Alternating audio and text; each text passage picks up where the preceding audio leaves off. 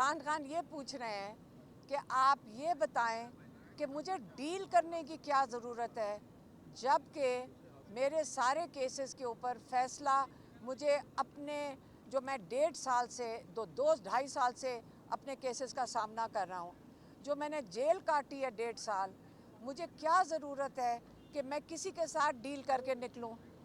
نہ مجھے کسی اسٹیبلشمنٹ سے ڈیل کرنی ہے، اور وہ کہہ رہے ہیں نہ مجھے کوئی باہر کے بیرون ملک مجھے رہا کروا رہے ہیں، کیونکہ میں اپنے کیسز خود سامنا کر کے میں نے جیل کاٹی ہے، میں نے ان کیسز کا سامنا کیا ہے، اور جب میرے کیسز ختم ہو گئے ہیں تو اس نہج پہ آ کے میں ڈیل نہیں کوئی کر رہا۔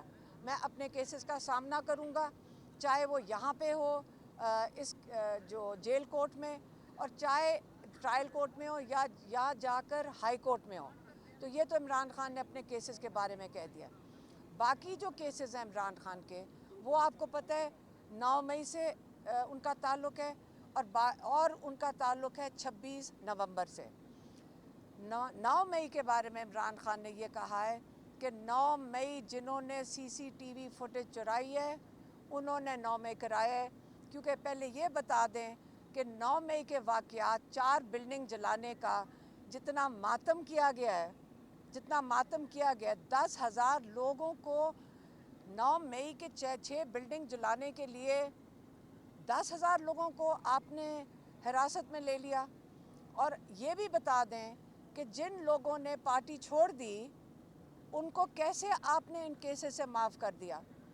اس سے یہ پتہ چلتا ہے کہ یہ سارا 9 مئی کا جو قصہ تھا عمران خان اور ان کی پارٹی کو کرش کرنے کا تھا۔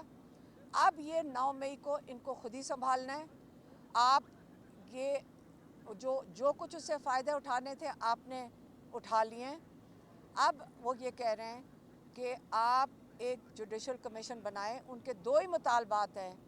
انہوں نے کہا جوڈیشل کمیشن بنائیں سپریم کورٹ کے 3 سینئر موسٹ ججز سے، وہ اس کی تحقیقات کریں گے، اور ان کے اندر 26 نومبر کو بھی اس کے اندر ڈال دیا ہے کہ اب 26 نومبر ایک بڑا افسوسناک واقعہ ہے، جس کے اوپر سنائپر رائفل سے آپ نے سنائپرز اوپر بٹھا کے بلڈنگز کے اوپر بٹھا کر آپ نے نہتے لوگوں کو جو پرامن احتجاج کے لیے آئے تھے، جس کے اندر خواتین شامل تھے، جس پہ ہم بھی شامل تھے، میری بہن کی 16 سال کی نواسی بھی شامل تھی۔ کیا ہم سارے اپنے بچے اس لیے لے کر گئے تھے کہ سنائپر رائفل سے اوپر سے گولیاں چلیں اور کسی کو اپنی زد میں لے لیں؟ اس لیے 9 مئی کو جو 26 نومبر کو ہوا ہے اس کے اندر کئی لوگ، لاتعداد لوگ اس وقت مسنگ ہیں۔ یہ مسنگ لوگ کدھر ہیں؟ عمران خان کہہ رہے ہیں کہ لال مسجد کی طرح ہمیں خدشہ یہ ہے کہ یہ کہیں جا کر ان کو دفنا دیا گیا ہے، ان کے لواحقین ان کو ڈھونڈ رہے ہوں گے، اور اس وقت ان کو ڈرایا جا رہا ہے۔ یہاں اس وقت جو شہید ہوئے ہیں، جن کا پتہ ہے، آپ ان کے گھروں میں جا کے ان کو ڈرا رہے ہیں۔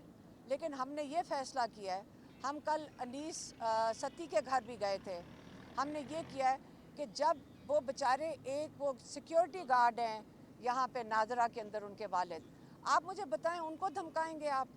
ہم ان کی حفاظت کریں گے کیونکہ وہ بے گناہ ہے۔ ایک بچہ ان کا شہید ہوا ہے، اس کے اوپر سے جا کے ان کے گھروں کے اوپر ہم جب وہاں بیٹھے ہوئے تھے، ایک کیا نامعلوم قسم کا شخص باہر پھر رہا تھا۔ کیا آپ اپنے ملک کے اندر ہم دہشت گرد ہیں؟ آپ ہمارے بارڈروں کی فکر کریں جا کر۔ ہم نے عمران خان کو بتایا کہ وہاں پہ ان کے گھروں کے پیچھے نامعلوم شخص آ رہے ہیں، لوگوں کو فون کر کے نامعلوم شخص تنگ کر رہے ہیں۔ آپ یہ بند کریں گے، آپ نہیں تنگ کریں گے، آپ کو یہ نہیں کرنا چاہیے، کیونکہ ہم ان کی حفاظت کریں گے۔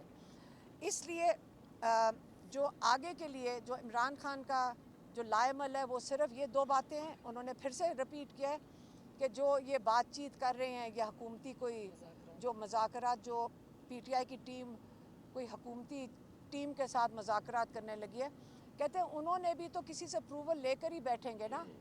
وہ نواز شریف اور زرداری سے نہیں اپروول لے لے، جہاں سے ان کو اپروول آنا ہے وہ بتا دیں ان کو کیا چاہیے۔ ہمارے 2 یہ مطالبات ہیں کہ جوڈیشل کمیشن بنائیں اور یہ بے گناہ لوگ جو آپ نے جیلوں میں بھرے ہوئے ان کو رہا کریں. جب ان کو رہا کر دیں گے پھر آپ نے اگر بات کرنی ہوگی میرے سے بات کریں. اور وہ پھر سے انہوں نے دہرایا ہے وہ بنی گالا ہاؤس اریسٹ میں نہیں جائیں گے, وہ اپنے کیسز کا سامنا کریں گے ادھر بھی اور ہائی کورٹ میں بھی, اور وہ جیل میں رہیں گے. جب وہ رہا ہوئیں گے تو انشاءاللہ آپ بالکل آزاد ہو کر سیدھا اڈیالہ سے انشاءاللہ نکلیں گے.